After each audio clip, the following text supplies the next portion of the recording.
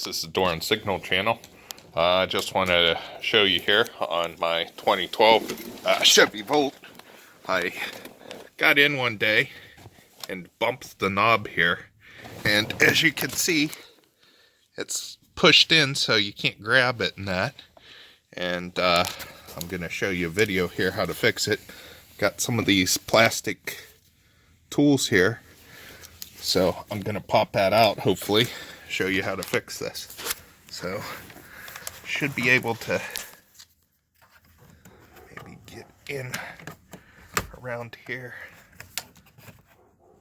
Oh man, that thing's in there. Alright, maybe I can jam this in here. There's two clips here, one here, one here, one here, and one here. So this should lift up a little bit like that. There we go. I got an edge. I guess you do want to be a little bit gentle with this so you don't break it. There we go.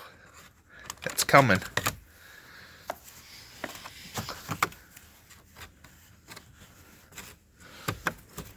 There we go.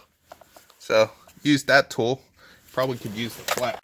Now that I have it out here, prying it out, I want to show you what happened.